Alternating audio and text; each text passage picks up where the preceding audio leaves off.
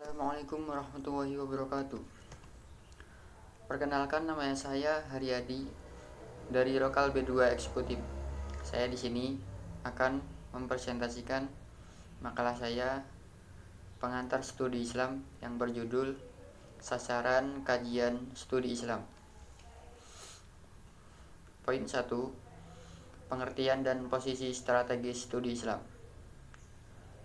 Secara terminologi, studi Islam atau kajian Islam dalam makna etimologis bahasa adalah merupakan terjemah dari istilah Darasah Islamiyah dalam bahasa Arab yang dalam studi keislaman Eropa disebut Islamic Studies. Dengan demikian, studi Islam secara harfiah dapat dinyatakan sebagai kajian tentang hal-hal yang berkaitan dengan agama keislaman, atau bisa dikatakan usaha mempelajari hal-hal yang berhubungan dengan agama Islam.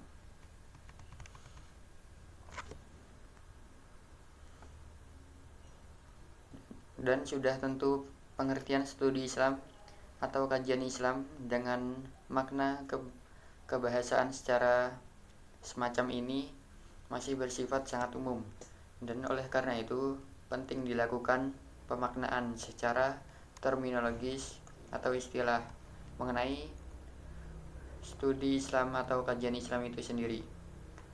Adapun secara terminologi ditemukan adanya sejumlah pengertian yang disampaikan oleh para ahli tentang studi Islam. Kajian Islam secara sistematis dan terpadu untuk mengetahui, memahami, dan menganalisis secara mendalam hal-hal yang berkaitan dengan agama Islam, baik yang menyangkut dalam sumber ajaran Islam, pokok-pokok ajaran Islam, sejarah Islam, maupun realitas pelaksanaan dalam kehidupan. Sementara itu, menurut Muhaimin Abdul Mujib menyampaikan pendapatnya bahwa studi Islam merupakan usaha sadar dan sistematis untuk mengetahui dan memahami serta membahas secara mendalam tentang seluk-seluk atau hal-hal yang berhubungan dengan agama Islam, baik berhubungan dengan agama, sejarah, maupun praktek pelaksanaannya secara nyata dalam kehidupan sehari-hari.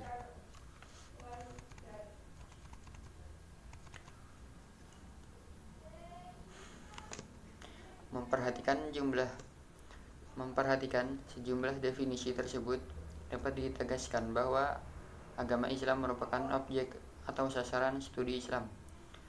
Keberadaan agama Islam yang diposisikan sebagai objek atau sasaran kajian di dalam studi Islam adalah, dalam makna luasnya, ajaran idealnya dan elaborasi teoritisnya serta aplikasi dalam kehidupan sehari-hari dan masyarakat Islam.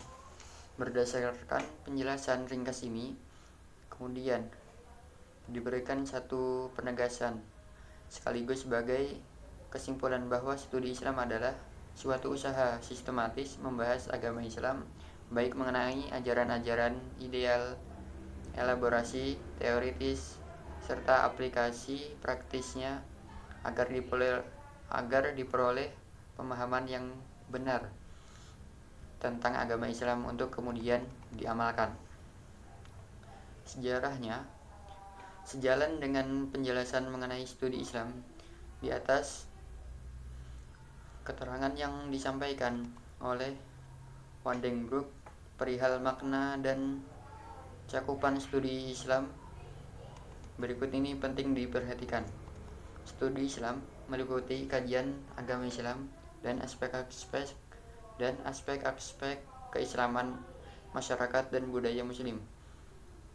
Atas dasar pembedaan di atas, kiranya mungkin untuk mengidentifikasi tiga pola kerja yang berbeda yang masuk dalam ruang umum studi Islam. Pertama, pada umumnya kajian normatif Islam dikembangkan oleh sarjana muslim untuk memperoleh ilmu pengetahuan atau kebenaran agama Islam. Kajian ini mencakup kajian-kajian keagamaan tentang Islam, seperti tafsir Al-Quran, ilmu hadis, fikih, teologi Islam, atau ilmu kalam.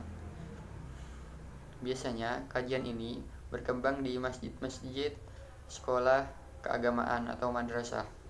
Biasanya di universitas atau institut keislaman yang ada di negara-negara muslim.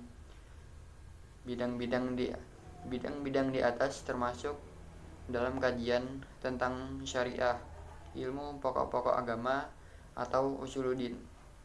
Ini perlu diperhatikan karena bagaimanapun kajian-kajian normatif di atas jika digeluti oleh orang-orang non-muslim, seperti intelektual Kristen yang menarik dirinya di dalam dunia muslim, atau untuk membangun sebuah teologi agama dalam ruang khusus yang ditetapkan dalam Islam. Kedua, kajian non-normatif agama Islam. Biasanya kajian ini dilakukan di universitas-universitas dalam bentuk penggalian lebih mendalam apa yang telah dikaji oleh Islam, sehingga kemudian menjadi suatu ajaran keagamaan dalam Islam, dan apa yang terus mengalami perkembangan dalam Islam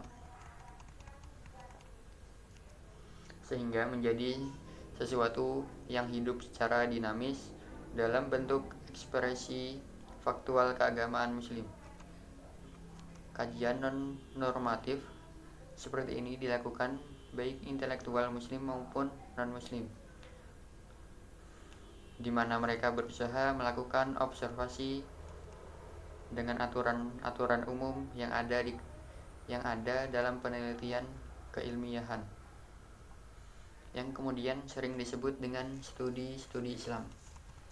Ketiga, kajian non-normatif atas berbagai aspek keislaman yang berkaitan dengan kultur dan masyarakat muslim dalam lingkup yang lebih luas. Kajian ini tidak secara langsung terkait dengan Islam maupun suatu norma.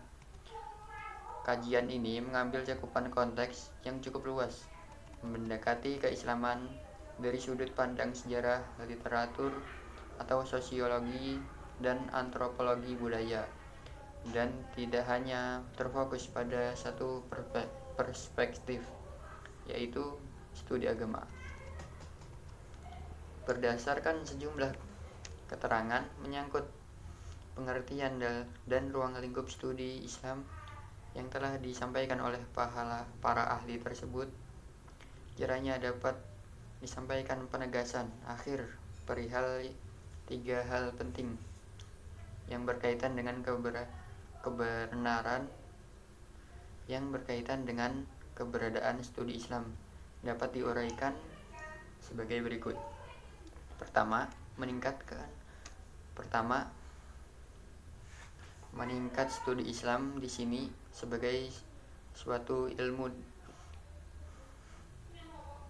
Meningkat studi Islam di sini sebagai suatu disiplin ilmu, dan setiap disiplin keilmuan mesti jelas objek kajiannya. Maka sudah barang tentu ada objek kajian dalam studi Islam, sama halnya dengan studi agama yang memposisikan agama sebagai sasaran objek. Studi kajian makna agama Islam. Maka agama Islam dalam berbagai aspeknya merupakan objek yang dibahas dalam studi Islam. Dalam konteks ini,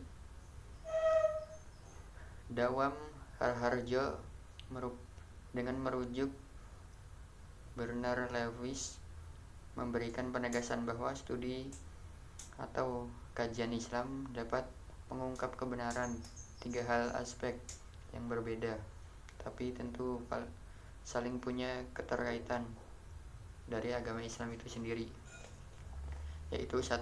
Islam sebagai suatu agama atau ajaran doktrin, yaitu sebagai yang tertulis tergelar di dalam wahyu Allah berupa Al-Quran dan As-Sunnah. 2. Islam sebagai teologi dan semisalnya sebagai interpretasi terhadap Al-Quran dan As-Sunnah, baik dari sifatnya, teksturnya maupun kontekstural. 3. Islam sebagai yang telah diwujudkan dalam berbagai bentuk peradaban. Yang kedua, sebagai suatu usaha secara sadar dan sistematis serta mendalam. Keberadaan studi Islam secara epistemologi mestinya dibangun atas suatu landasan epistemologis metodologis, dalam pengertian dilakukan dengan menggunakan suatu metodologi atau pendekatan tertentu.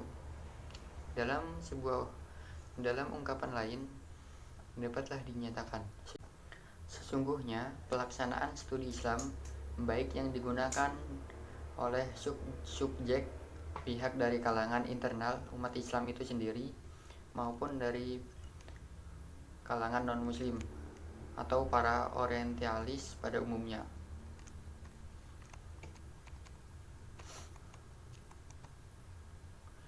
tentulah tidak berjalan secara serampangan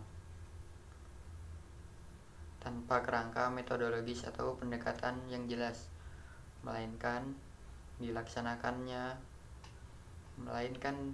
dilaksanakan dengan kerangka metodologi atau pendekatan yang jelas lagi dapat dipertanggungjawabkan. Itulah sebabnya dikenal adanya berbagai pendekatan yang disampaikan oleh para ahli dalam aspek studi Islam. Ketiga, sebagai sebuah disiplin keilmuan, studi Islam atau kajian Islam sama halnya dengan studi agama pada umumnya, meski dibangun di atas landasan aksiologis atau tujuan kemanfaatan tertentu. Oleh karena itu, studi Islam atau kajian Islam sudah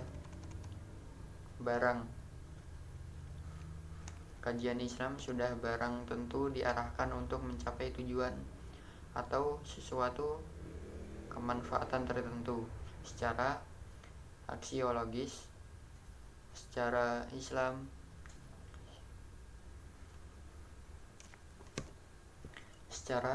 aksiologis, studi Islam khususnya bagi kalangan internal umat Islam lebih dimaksudkan untuk tujuan memperoleh pengalaman, pemahaman yang mendalam dan benar mengenai agama Islam dalam berbagai aspeknya, agar kemudian umat Islam dapat melaksanakan dan mengamalkan secara benar dan tepat. Dengan ungkapan lain, studi Islam bagi kalangan internal umat Islam lebih dimaksudkan agar umat Islam memiliki pemahaman yang benar dan tepat mengenai agama Islam.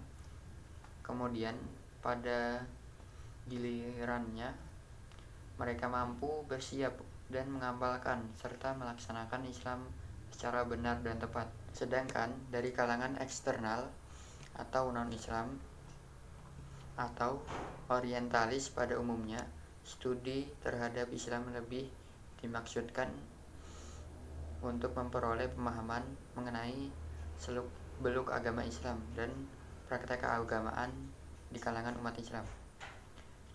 Hanya saja sebatas untuk kepentingan keilmuan dan ilmu pengetahuan semata, dan bukan sekali-kali diorientasikan untuk kepentingan diamalkan dalam kehidupan kesehariannya. Sudah barang tentu dalam bahas tertentu hasil studi atau penelitian terhadap Islam yang dilakukan oleh kalangan eksternal juga bisa dimanfaatkan oleh umat Islam untuk melakukan kajian terhadap agama Islam dalam berbagai aspeknya, terutama dimensi empiris Islam. Dengan demikian, posisi strategi studi Islam dapat dikatakan bahwa melalui studi Islam akan dapat diperoleh gambaran agama Islam secara utuh dan lengkap atau komprehensif, baik yang tergelar dalam wahyu Al-Quran dan hadis maupun dalam bentuk interpretasi dan aplikasi sebagai kreasi manusiawi umat Islam.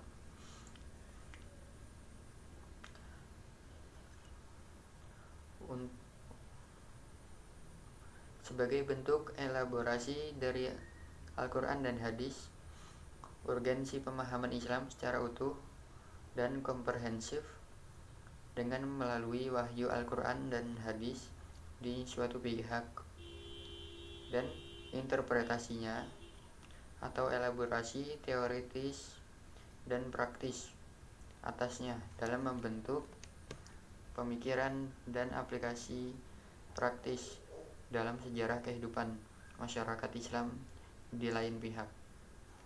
Digambarkan oleh Ali Syariati, ahli sejarah kebangsaan dari Iran. Digambarkan oleh Mukti Ali menganalogikan keberadaan agama Islam yang lengkap dan komprehensif sebagai terrepresentasikan dalam Al-Quran dan As-Sunnah dan sejarah Islam dengan totalitas diri manusia yang meliputi pemikiran atau karya-karya intelektual dan biografinya. Maksudnya adalah pemahaman atas agama Islam yang benar-benar menyeluruh dan lengkap, utuh. Menurut beliau, hanya dapat diperoleh melalui pemahaman terhadap Al-Quran dan As-Sunnah dan sekaligus sejarah peradaban Islam. Hal demikian itu sama halnya dengan gambaran deskripsi secara utuh dan komprehensif tentang jati diri seorang manusia. Poin 2. Agama Islam sebagai sasaran studi Islam normatif dan historis. Sebagaimana disiplin ilmu, studi agama memposisikan agama sebagai sasaran atau objek studinya. Maka studi Islam atau pengkajian Islam dengan pandangan katanya dalam berbagai redaksi bahasa serta eksplanasinya dalam bentuk rumusan definisi sebagaimana telah diuraikan di atas, maka sesungguhnya dapat dipastikan bahwa objek yang menjadi sasaran dalam penelitian studi Islam adalah agama Islam itu sendiri. Dengan ungkapan lain, Islam sebagai agama adalah merupakan objek atau sasaran penelitian atau kajian dalam studi Islam.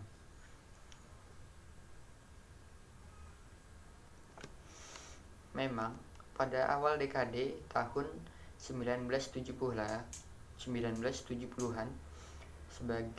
sebagaimana diakui oleh Mufdar memposisikan agama termasuk agama Islam sebagai sasaran penelitian atau studi di universitas masih dianggap suatu hal yang tabu.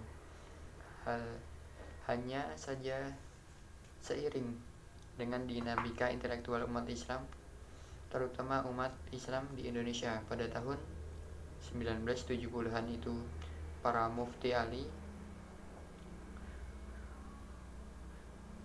telah menegaskan bahwa agama Islam bisa dan boleh dijadikan sebagai sasaran penelitian atau kajian, yang kemudian pandangan ini diikuti oleh sejumlah pemikir Islam di Indonesia, semisal Muftar tadi. Tentu saja penelitian atau pengajian agama Islam ini sama sekali bukan dimaksudkan untuk mempertanyakan kebenaran agama Islam. Namun, supaya untuk tahu lebih dalam tentang agama Islam.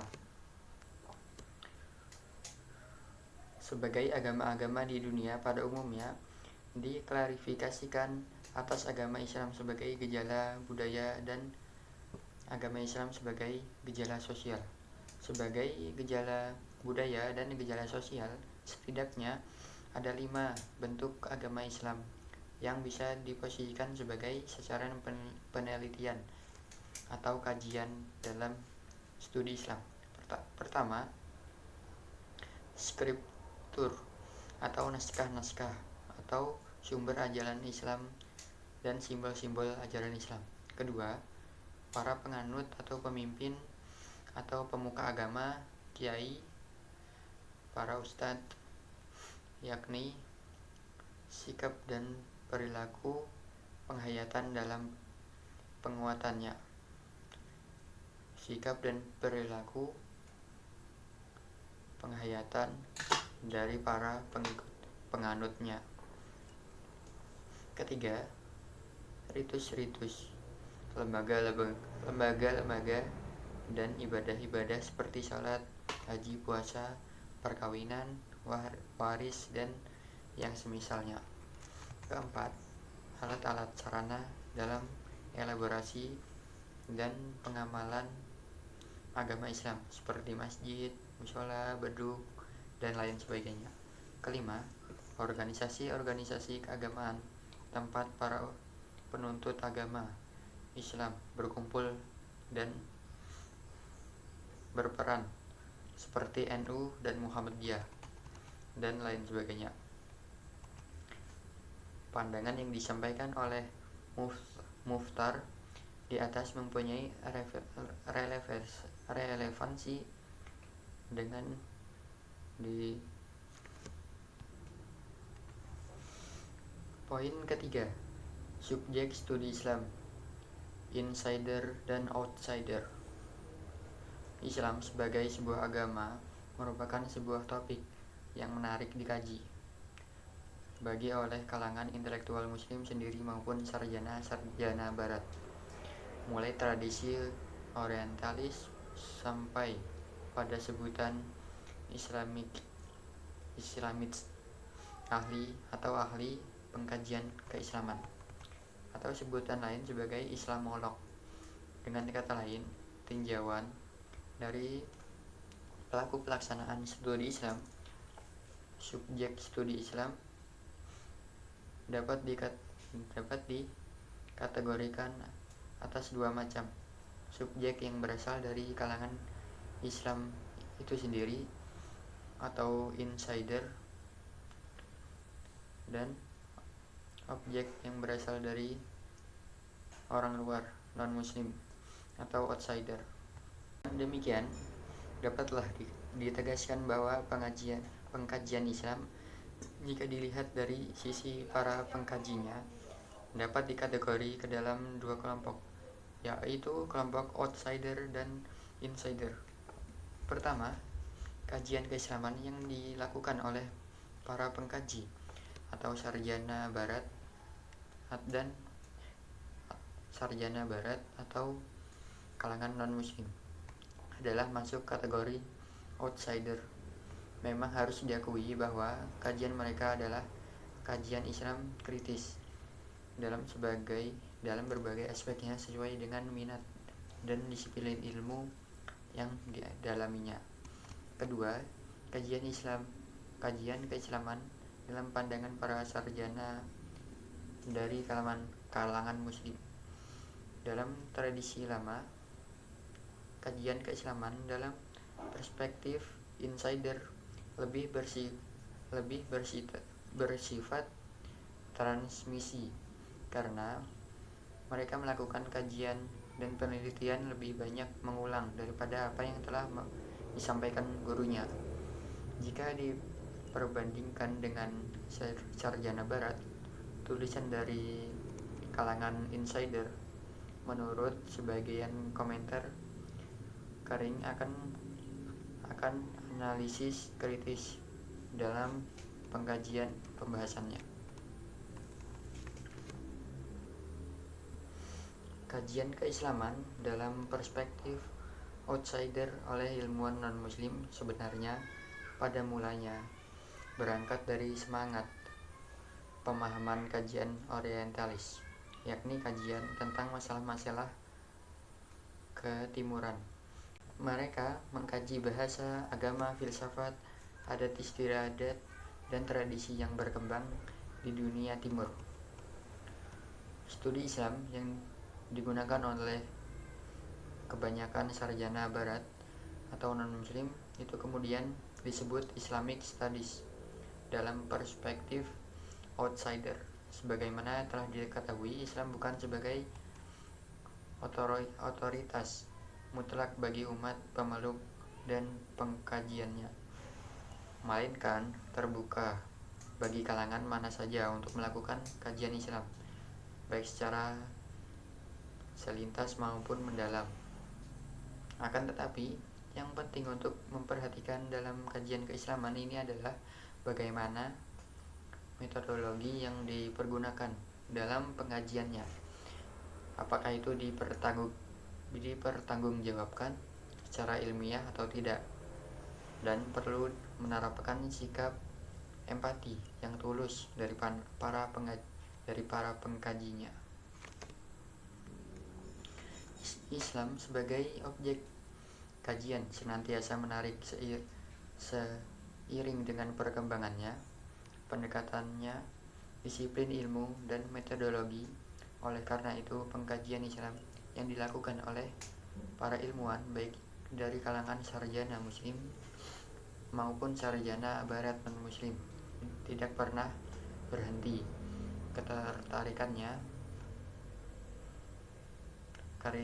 Keterikatannya para peneliti nampaknya lebih merupakan kedinamisan Islam masyarakatnya, dan karena banyaknya tantangan yang dihadapi oleh umat muslim dalam upaya mengkualitasi ajaran-ajarannya.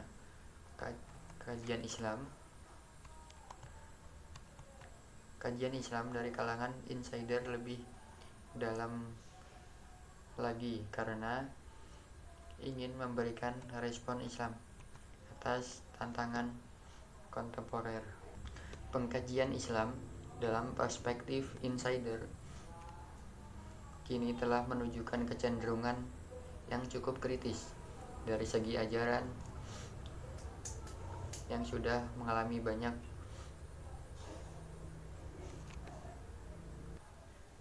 dari segi ajaran. Buku Fathur Rahman Islam edisi kedua 1979 yang sudah mengalami banyak cetak ulang merupakan buku pengantar wajib untuk mata kuliah Islamic Studies di Universitas Eropa dan Amerika. Kajian kritis tentang Islam telah dilakukan oleh Nasr Hamid Abi Yahub dalam bukunya. Merupakan buku yang mengkaji tentang wacana agama Islam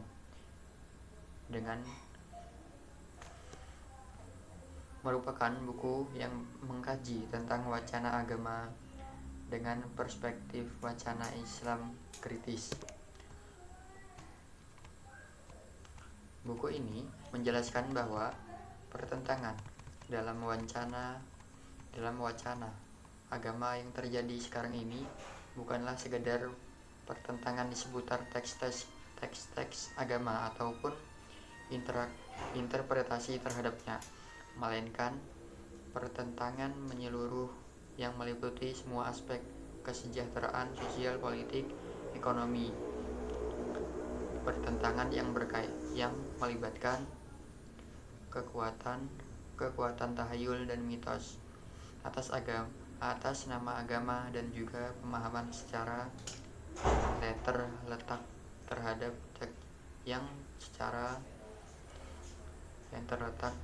terhadap teks-teks agama. Ya, mungkin sampai di sini yang saya sampaikan. Kurang lebihnya mohon maaf. Wabillahi taufiq wal hidayah.